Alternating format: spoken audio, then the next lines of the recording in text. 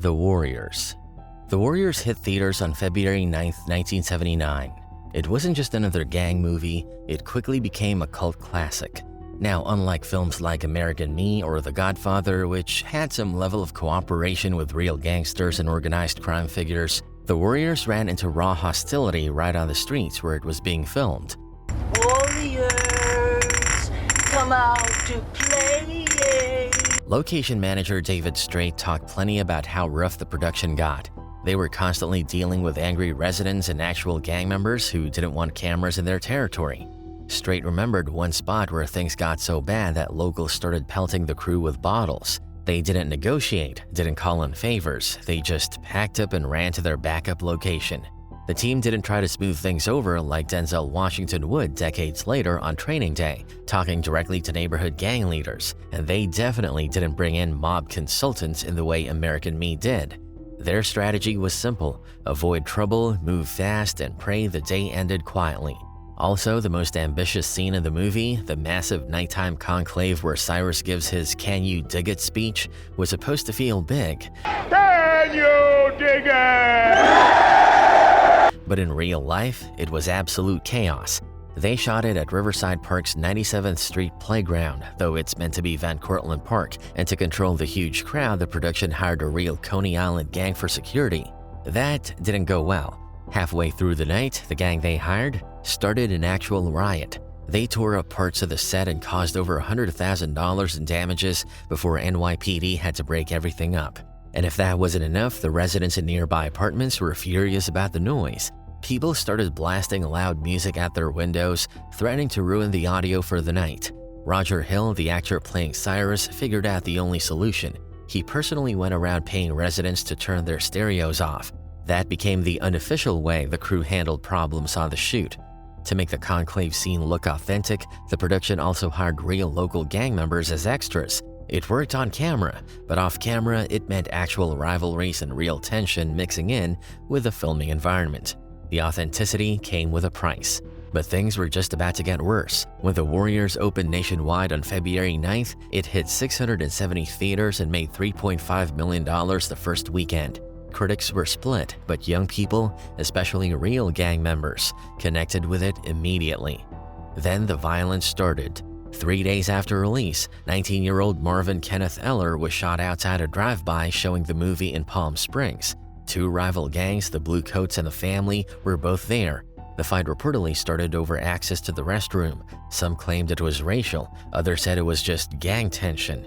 But the timing made it impossible to ignore. Well, John, violence by street gangs has inspired a new movie, and the movie called The Warriors may be inspiring even more violence. The next night, 18-year-old Timothy Gitchell was stabbed in the lobby after a screening in Oxnard.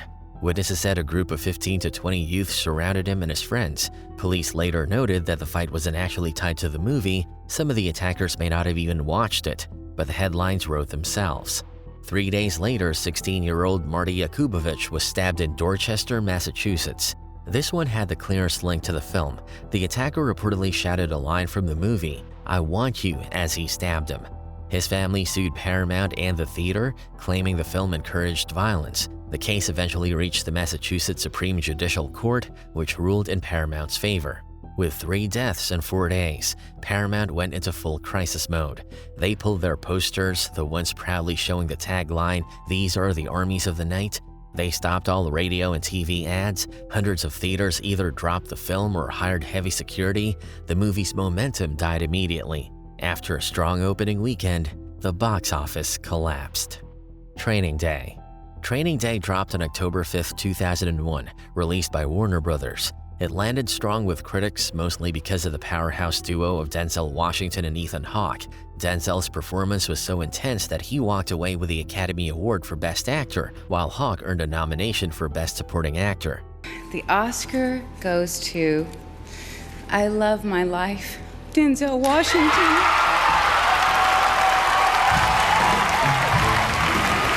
But the most fascinating thing about Training Day isn't just the acting, it's the timing. Screenwriter David Ayer had written the script years before the Rampart scandal exploded, but by the time the movie was ready to shoot, reality had caught up to fiction in a wild way.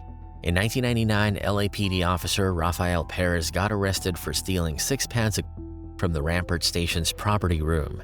Facing serious prison time, he flipped and agreed to testify. What he exposed became one of the biggest police corruption scandals in American history. His testimony revealed that officers in the Crash or Community Resources Against Street Hoodlums unit weren't just bending the rules, they were blowing right past them. Rafael Perez. Charged with stealing and selling 8 pounds of cocaine in 1998, Perez has implicated himself and other officers in order to reduce a possible 14-year sentence. According to Perez and subsequent investigations, Crash officers were involved in unprovoked shootings, planting evidence, false arrests and bogus charges, beating suspects and witnesses, perjury in court, stealing drugs and cash from crime scenes, and framing gang members. Perez even claimed that 90% of Crash officers were involved in framing innocent people, lying under oath, or both, and the higher-ups in the LAPD not only knew it, but encouraged it. By the time investigations finished, more than 70 officers were implicated, over 100 convictions had been overturned, and Los Angeles had paid hundreds of millions of dollars in settlements. And then, Training Day shows up with a script that looks like it was ripped straight from reality. Director Antoine Fuqua wanted the film to feel authentic, which meant shooting in actual Los Angeles neighborhoods that most studios avoided entirely. Klee Shahid Sloan, the film's gang technical advisor and a former gang member himself, warned Fuqua that it wouldn't be clean or easy. If they wanted realism, they had to step into areas where no cameras was a real rule, not a suggestion. This film to really be authentic, he wanted to really be, hardcore. And I said, I think I can get you guys there, but it's gonna be real dirty. So if the crew's willing to get a little dirty to make a dirty movie, we can make it happen. Where we've gone, I'm telling you, no cameras have been in Imperial Courts the way we were. And in the jungle, they have a policy of no cameras. Totally. One of the biggest hurdles came early. Denzel Washington himself had to check in with the Crips before filming could even start in one of the most restricted, off-limits parts of LA. Denzel and Fuqua had to meet with the gang leadership, show them the film's concept, and even agree to hire some of their members for the production. Without that negotiation, the set simply wouldn't have been safe.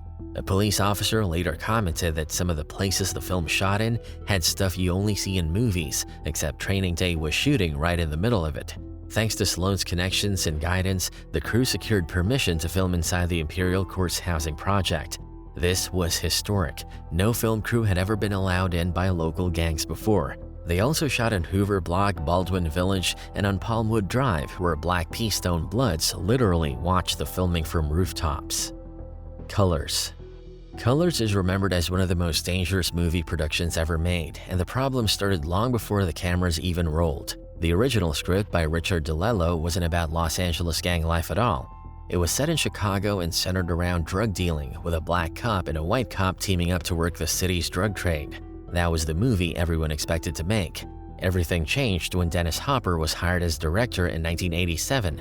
Hopper, who had recently rebuilt his career after years of chaotic behavior and substance abuse, had a very different vision. He didn't want a movie that simply referenced gangs from a distance. He wanted something raw, gritty, and brutally real.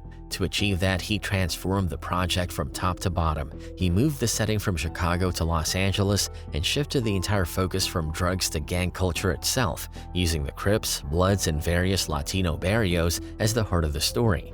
He recast the cops as two white LAPD officers played by Robert Duvall and Sean Penn. Most importantly, Hopper insisted that the movie be filmed inside real, active gang territories throughout South Central, Watts, Echo Park, Boyle Heights, and East LA. One, he wanted to give them a chance to earn some money which was not earned by selling drugs. When Michael Schiffer came aboard to rewrite the script, he immersed himself in the city's reality. He spent weeks interviewing LAPD officers and gang members, recording their conversations and studying their slang, jokes, and personal stories. Much of that real language ended up in the screenplay, giving the film a tone that felt authentic because it came directly from people who lived that life daily. Filming, however, was extremely dangerous. The production hired real gang members to work on set as guides, security, and extras. Even with that protection, violence still reached the crew. Two gang members who had been hired to help with the production were shot during filming. Don Cheadle, who played Rocket, a Crip leader in the film, later revealed that he almost lost his life just by saying his lines. Apparently, he unknowingly disrespected a real gang member on set, and things got tense fast. And I was supposed to tell him to shut the f up, and thing, right? So J-Bo's sitting behind me in the thing, and we get ready to do the shot, and I'm like, man, shut the up. And we cut, and he's like, you sound soft as And so I'm like, no, we got to do this thing for real. So then I was like, for real, J-Bone, shut the for real. Right. He's like, what? It's like, I'll smoke you in this car right now. I was like, I'm about to get killed on the set of a movie for saying my lines. Nothing about colors was staged in a controlled environment. The danger was real and constant. One of the toughest shooting days took place at the Jordan Downs housing project, which a crew member described as the roughest project in the entire city. The team filmed a scene where Sean Penn's character violently beats a civilian. Shooting that kind of scene in a neighborhood with real painful history involving police brutality created a tense atmosphere. Residents crowded around to watch, and members of the crew feared the scene might spark anger or backlash. To everyone's relief, nothing happened, but the tension was a reminder of how easily things could have gone wrong. When Colors finally hit theaters, it sparked controversy almost immediately. Law enforcement groups, political critics, and especially the Guardian Angels launched a series of protests. They picketed outside Dennis Hopper's house, outside Sean Penn's home, at the Academy Awards, and at the offices of Orion Pictures. Some protests even led to arrests. The Guardian Angels called the film irresponsible, while many gang members from LA said it didn't accurately portray the reality. Already, it has sparked a variety of protests and worries that it could inspire more violence. It incites and inflames the issue. Like pouring gasoline on a fire. We have a fire going already. The most tragic, real-life incident linked directly to the movie happened just 9 days after its release. In North Stockton, California, a screening of Colors ended in a fatal confrontation. Charles Vaney Queen, a 21-year-old man associated with the Bloods, had watched the movie with two companions. They left the theater upset about how their gang was depicted. Outside, they crossed paths with David Dawson, a 19-year-old dressed in blue and believed to be aligned with the Crips. An argument broke out and quickly escalated. Queen shot Dawson, killing him. The case went to trial, and Queen was sentenced to 27 years to life. American Me. American Me is remembered today as one of the most dangerous movies ever made, not because of what happened on set, but because of what happened after it was released. The film angered the Mexican mafia so deeply that people connected to the production were killed, and Edward James Olmos, who wrote, directed, produced, and starred in the film, ended up with a price on his head. All of it came down to one issue. The movie didn't tell the real story, and the people it misrepresented were the wrong people to offend. From what I understand, some of the people featured in that movie, like I think was like got killed because of them being in that movie. The main character, Montoya Santana, played by Olmos, was based heavily on Rodolfo Cheyenne Cadena, one of the most respected figures in Mexican mafia history. Olmos faced a choice while making the film: stick closely to Cadena's life or create a fictional version inspired by him. He chose the fictional path, but the changes he made were seen as disrespectful and dishonest. One of the biggest issues came from the childhood scene where Santana is S8 in juvenile hall. The movie shows the attack in harsh, graphic detail and uses it as the emotional turning point that pushes Santana into a violent life. In reality, Cadena did face attempts like that in prison, but he fought back and didn't let it define him. The film made it seem like Cadena was violated and traumatized in a way that changed him forever.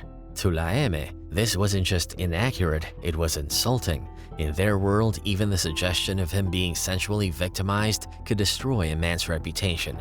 Portraying one of their most honored leaders like that crossed the line. From what I heard, the big problem in that movie was that he showed that guy getting that was one of them. In juvenile hall, and that's considered the biggest no-no. Another major problem was the way the film handled Santana's death. In the movie, Santana is killed by his own men after he shows signs of weakness and tries to calm the gang violence. But in real life, Cadena died at the hands of their enemies, the Nuestra Familia.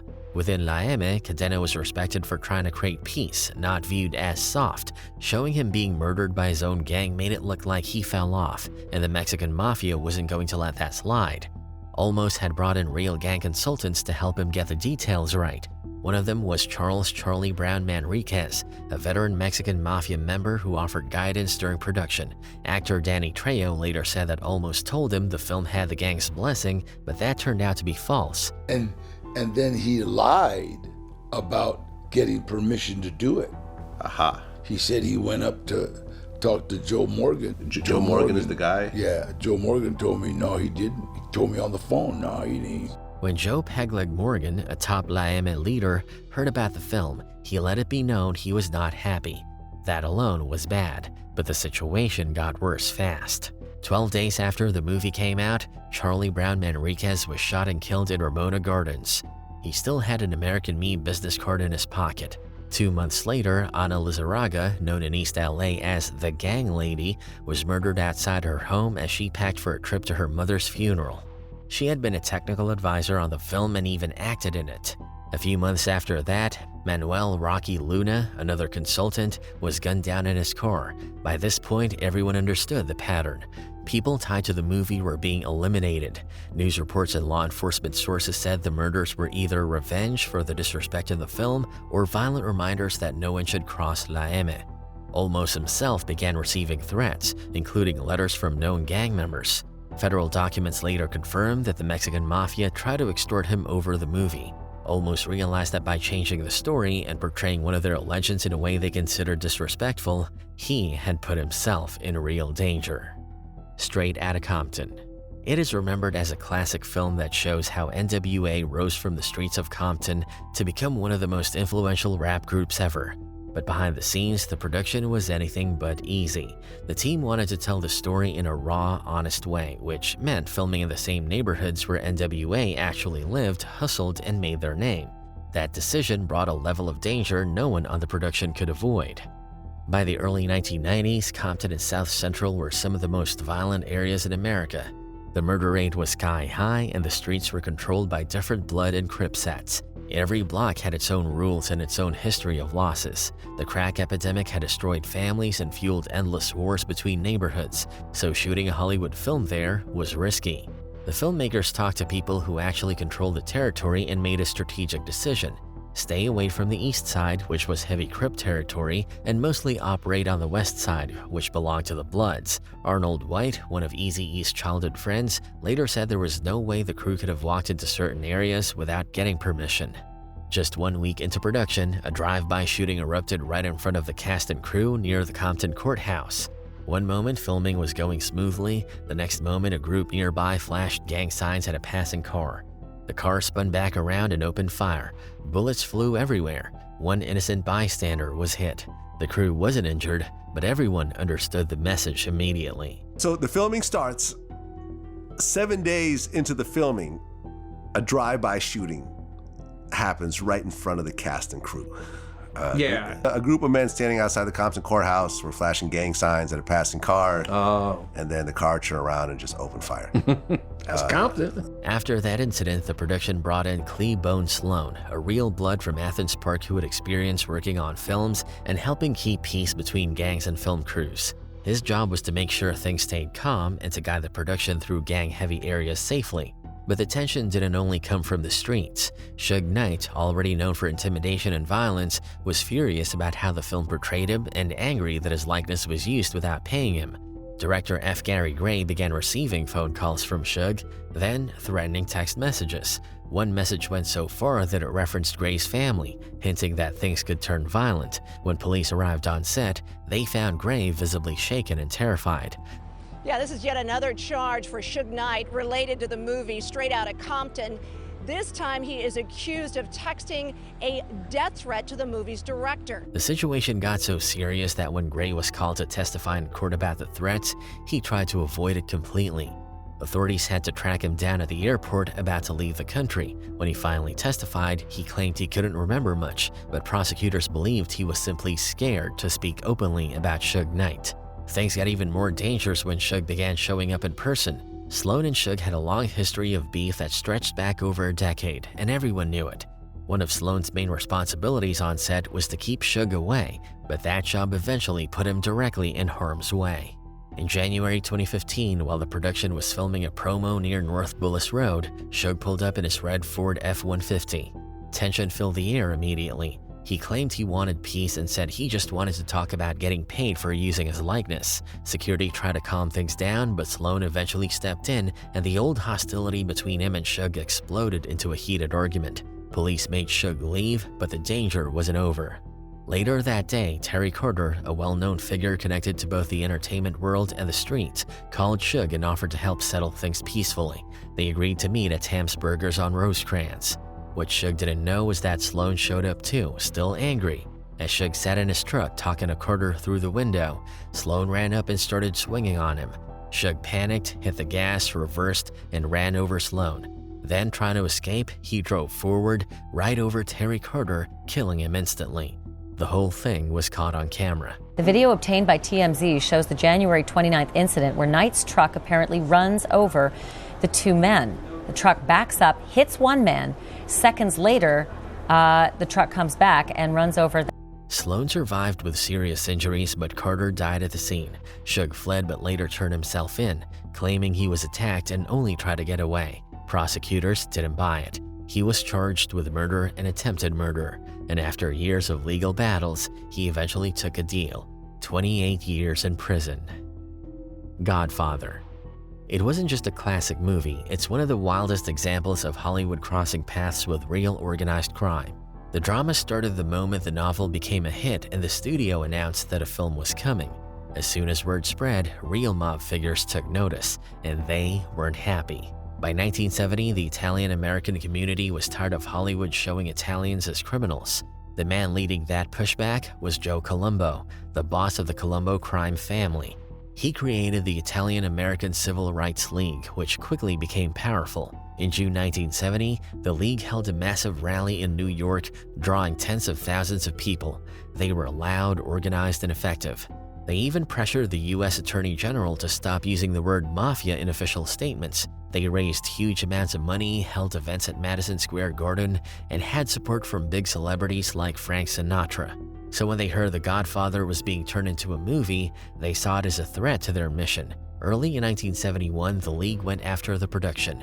Crew members were harassed on the streets, equipment was vandalized, mob-controlled unions threatened to shut down filming by refusing transportation and labor. Every step forward came with someone trying to push the production 2 steps back. Producer Al Ruddy became a target almost immediately. Police warned him that he was being followed by mob associates. His assistant, Betty McCart, found her car windshield blown out, with a note telling the crew to stop making the movie. Paramount's head of production, Robert Evans, received a terrifying phone call that threatened him, his wife, and his unborn child. And homeowners in New York who originally agreed to let the film shoot on their property suddenly backed out after receiving threats or finding bullet-riddled cars parked outside their homes. Paramount's offices were even hit with bomb threats. There were problems and barriers put up to any of this happening. It's incredible it was ever made at all. It really is, because Paramount did not want to make the picture in the beginning. Mob movies just did not play. The pressure was so intense that Ruddy made a bold decision. Instead of hiding from the mob, he would meet with Joe Colombo directly. At that meeting, Colombo's biggest demand was simple: remove the words Mafia and Cosa Nostra from the script. Surprisingly, those words appeared only once, so Ruddy agreed. From there, the two sides worked out a deal that allowed filming to move forward. The agreement included hiring members of the League for jobs, giving them extra roles, letting them attend the premiere, donating some premiere profits to the League, and making sure the production respected neighborhoods controlled by Italian families. Through that negotiation, the film finally received unofficial approval. But when news of the agreement leaked to the public, Paramount's parent company, Gulf Plus Western, went into full panic mode. Their CEO, Charles Bluhdorn, believed the studio would look like it was partnering with the mafia, and Paramount was in the middle of delicate negotiations to be sold. Furious, he fired Al Ruddy right before filming was set to begin.